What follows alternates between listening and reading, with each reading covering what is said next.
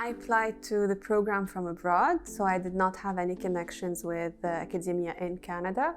So basically what I did is that I looked for potential supervisors. I looked up the names of the faculty members, their research interest, and I contacted my current supervisor because her expertise aligned with my research interest. I sent her an email, she happened to reply, and we took it from there. I had checked her profile on the McGill website.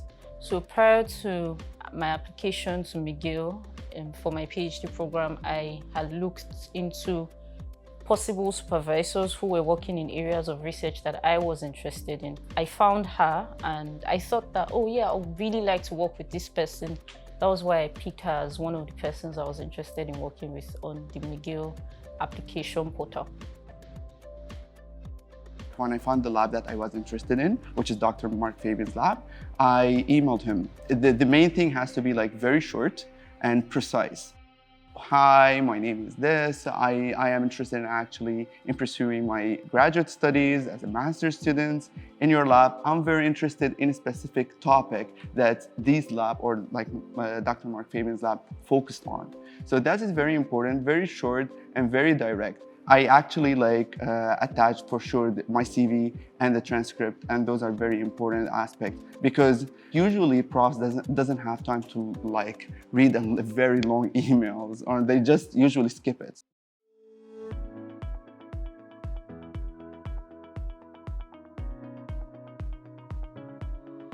So the first thing was actually a Skype meeting. Back then, there weren't the Zoom wasn't very famous at that time. The main question is how does the structures in the lab, how does it work? What is my responsibility? What is my rights? And that's very important that people always forget to ask because they are very interested. They want to make a good impression, but they forget also to ask what are you getting from this lab, what is your right? What is the amount of money that you're getting paid? Especially people who coming from different cities. Is it enough for you to live here in Montreal? And that's aside from these, also you have to focus also on can you explain to me what are you doing? What is the research project? What is the research project I am going to involve in? Am I going to have my own research project, or am I going to follow someone else's project? So those are very important questions that I remember I asked him. I'm a very curious person and I need to know exactly where I'm going to. I cannot just go and blindly to something new, right?